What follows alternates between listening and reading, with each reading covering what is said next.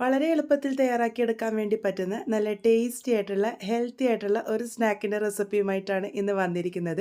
രാവിലെ ബ്രേക്ക്ഫാസ്റ്റ് ആയിട്ടോ ഈവനിങ് സ്നാക്കായിട്ടോ ഒക്കെ കഴിക്കാൻ വേണ്ടി പറ്റുന്ന ഈ ഒരു പലഹാരം എങ്ങനെയാണ് ഉണ്ടാക്കുന്നതെന്ന് നോക്കാം. ഇതുണ്ടാക്കാനായിട്ട് ആദ്യം തന്നെ ഇവിടെ എടുത്തിരിക്കുന്നത് നേന്ത്രപ്പഴമാണ്. അത്യാവശ്യം നല്ല പഴുത്ത നേന്ത്രപ്പഴമാണ് എടുത്തിരിക്കുന്നത്. രണ്ടെണ്ണം എടുത്തിട്ടുണ്ട്. ഇതുപോലെ ഒന്ന് അരികുകളൊക്കെ കട്ട് ചെയ്ത് മാറ്റിയിട്ട് രണ്ടായിട്ട് ഭാഗിച്ചെടുത്തിട്ടുണ്ട്. ഇതാദ്യം ആവിയിൽ വേവിച്ചെടുക്കാനാണ് പോകുന്നത്. ഇതിനായിട്ട് സ്റ്റീമറിലേക്ക് വെച്ച് കൊടുത്തിട്ടുണ്ട്. സ്റ്റീമറിൽ വെച്ച് കൊടുത്തതിന് ശേഷം ഒരു 10 മുതൽ 15 മിനിറ്റ് നേരത്തേക്ക് നല്ലപോലെ ആവി കയറ്റി എടുക്കാം. അത്യാവശ്യം നല്ല പഴുത്ത പഴം തന്നെ നോക്കിയെടുത്തോളൂ. അപ്പോഴാണ് ഈ ഒരു പലഹാരത്തിന് രുചി കൂടുക. അപ്പോൾ ഇത് അടച്ച് വെച്ച് 15 മിനിറ്റ് നേരത്തേക്ക് നല്ല പോലെ തന്നെ ആവി കയറ്റിയെടുക്കാം. ആ ഒരു സമയമാകുമ്പോഴേക്കും പഴമൊക്കെ നല്ല പോലെ വെന്ത് വന്നിട്ടുണ്ടാകും. ഇതിപ്പോൾ പാകത്തിന് റെഡി ആയിട്ടുണ്ട്. ഇത് ചൂടോട് കൂടിയിട്ട് തന്നെ നമ്മൾ ബാക്കിയുള്ള കാര്യങ്ങൾ ചെയ്യണം. അതിൻ്റെ തൊലി മാറ്റിയെടുത്തിട്ടുണ്ട്. അതിന് ശേഷം അതിൻ്റെ നടുവിലായിട്ട് കറുത്ത അരി പോലത്തെ ഒരു സാധനം കാണും. അതും കൂടെ മാറ്റിയെടുക്കണം. അപ്പോഴാണ് ഇത് നന്നായിട്ട് നമുക്ക് ഉടച്ചെടുത്ത് മിക്സ് ചെയ്തെടുക്കാൻ വേണ്ടി പറ്റുന്നത്. അപ്പോൾ അതും കൂടെ ഇതുപോലെ മാറ്റിയെടുക്കുന്നുണ്ട്. കത്തി ഉപയോഗിച്ചൊന്ന് ചെറുതായി വരഞ്ഞതിന് ശേഷം നമുക്ക് ഈസി ആയിട്ട് നമുക്കിത് മാറ്റിയെടുക്കാൻ വേണ്ടി പറ്റും. ഇത് മാറ്റിയെടുത്തിട്ടില്ല എന്നുണ്ടെങ്കിൽ നമ്മളിതിങ്ങനെ കുഴച്ചെടുത്ത് വരുമ്പോൾ അവിടെ ഇവിടെയും കട്ട കെട്ടിനിൽക്കാനുള്ള സാധ്യതയുണ്ട്. അത് മാറ്റിയെടുത്തതിന് ശേഷം ഇതുപോലൊരു മാഷർ ഉപയോഗിച്ചോ അല്ലാണ്ട് കൈ ഉപയോഗിച്ചോ നന്നായിട്ട് തന്നെ ഒന്ന് ഉടച്ചെടുക്കാം. നമ്മൾ മിക്സിയിൽ അരച്ചെടുക്കുന്നൊന്നുമില്ല, ഇതുപോലെ ഒന്ന് ഉടച്ചെടുക്കുക മാത്രമേ ചെയ്യുന്നുള്ളൂ. ഇതുപോലെ ഒന്ന് ഉടച്ചെടുത്തതിന് ശേഷം ഇതിലേക്ക് വറുത്ത നല്ല ഫൈനായിട്ടുള്ള അരിപ്പൊടിയാണ് ചേർത്ത് കൊടുക്കുന്നത്. പത്തിരിപ്പൊടി എന്ന് പറഞ്ഞിട്ട് നമുക്ക് കടയിൽ നിന്നും വാങ്ങാൻ കിട്ടുന്ന ആ ഒരു പൊടിയാണ് ഉപയോഗിക്കേണ്ടത്. ഇതിലേക്കൊരു 1/2 ടീസ്പൂണിൻ്റെ അടുത്ത് ഉപ്പും കൂടെ ചേർത്ത് കൊടുത്തിട്ടുണ്ട്. അതിനുശേഷം ഇത് നന്നായിട്ട് തന്നെ ഒന്ന് മിക്സ് ചെയ്തെടുക്കാം. പൊടി നമ്മൾ കുറച്ച് കുറച്ചായിട്ട് ചേർത്ത് കൊടുക്കണം. നമ്മൾ ഉപയോഗിക്കുന്ന പഴത്തിൻ്റെ വലിപ്പമൊക്കെ അനുസരിച്ച് പൊടിയുടെ അളവിൽ അങ്ങോട്ടോ ഇങ്ങോട്ടോ വ്യത്യാസം വരാനുള്ള സാധ്യതയുണ്ട്. ആദ്യം 1/2 കപ്പ് പൊടി ചേർത്ത് നല്ലപോലെ ഇവിടെ മിക്സ് ചെയ്തെടുക്കുന്നുണ്ട്. അതിനുശേഷം നമുക്ക് നോക്കിയിട്ട് ബാക്കിയുള്ള പൊടി ചേർത്ത് കൊടുക്കാവുന്നതാണ്. ഇതുപോലെ ഒന്ന് മിക്സ് ചെയ്തെടുത്തതിന് ശേഷം നമുക്ക് കൈ ഉപയോഗിച്ചൊന്ന് കുഴച്ച് നോക്കാം. അപ്പോഴാണ് നമുക്ക് കറക്റ്റ് പാകമായോ എന്ന് മനസ്സിലാകുക. ഇതിപ്പോൾ നോക്കൂ, ഒരു പറ്റുന്ന പാകത്തിനാണുള്ളത്. അതുകൊണ്ട് ഇതിലേക്ക് വീണ്ടും ഒരു 1/4 കപ്പോളം പൊടി ചേർത്ത് കൊടുത്തിട്ടുണ്ട്. അത് നിങ്ങൾ നോക്കി നോക്കി മാത്രം ചേർത്ത് കൊടുക്കുക. ഇതുപോലെ മിക്സ് ചെയ്ത് വരുമ്പോൾ ഒട്ടും തന്നെ നമ്മൾ കയ്യിലൊന്നും പറ്റിപ്പിടിക്കാതെ നല്ല സോഫ്റ്റ് ആയിട്ടുള്ള കൂട്ടാണ് തയ്യാറാക്കിയെടുക്കേണ്ടത്.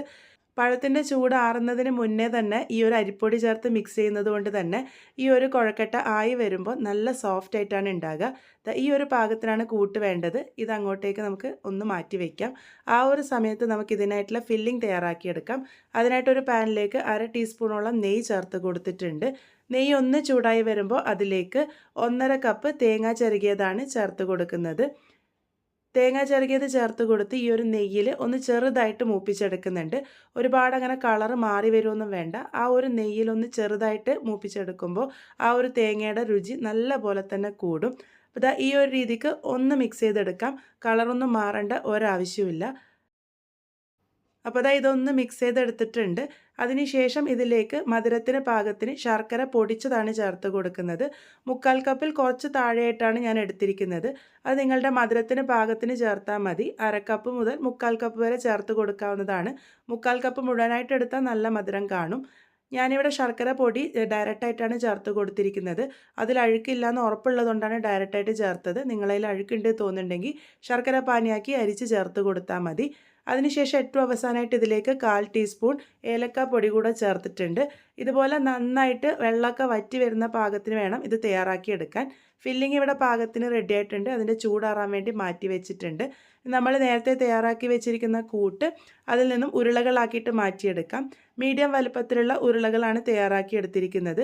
ഈ ഒരു അളവിൽ 6 ഉരുളകൾ തയ്യാറാക്കി എടുക്കാൻ വേണ്ടി പറ്റിയിട്ടുണ്ട്. അതുപോലെ തന്നെ നമ്മൾ തയ്യാറാക്കി വെച്ചിരിക്കുന്ന തേങ്ങയുടെ കൂട്ടും അതിന് ചൂടാറി വന്നതിന് ശേഷം ഉരുട്ടി മാറ്റി വെച്ചിട്ടുണ്ട്.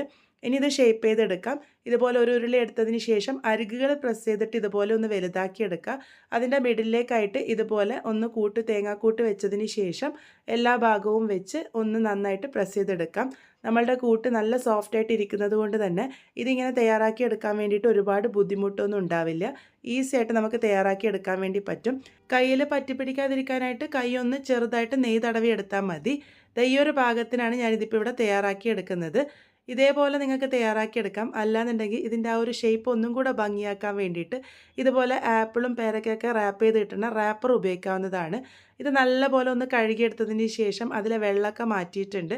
വേണമെങ്കിൽ നിങ്ങൾക്ക് ഇതിൻ്റെ മുകളിലേക്ക് കുറച്ച് നെയ്യും കൂടെ ആക്കാം. ഞാനിവിടെ ആക്കിയിട്ടില്ല.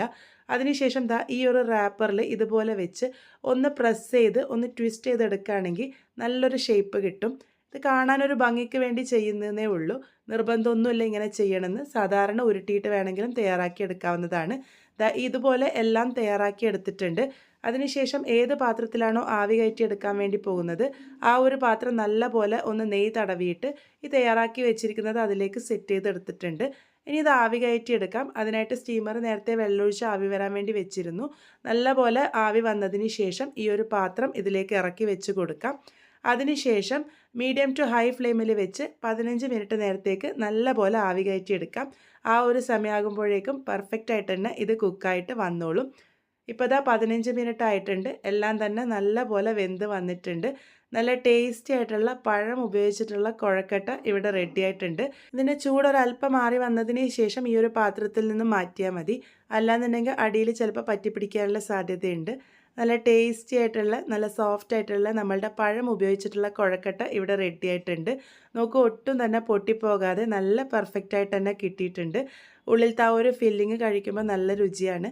എന്തായാലും ട്രൈ ചെയ്ത് നോക്കൂ. രാവിലെ ബ്രേക്ക്ഫാസ്റ്റ് ആയിട്ടോ ഈവനിങ് സ്നാക്കായിട്ടോ ഒക്കെ ട്രൈ ചെയ്യാവുന്നതാണ്. ട്രൈ ചെയ്ത് ഫീഡ്ബാക്ക്സ് പറയാൻ മറക്കരുത്. വീണ്ടും ഒരു നല്ല റെസിപ്പിയുമായി കാണാം.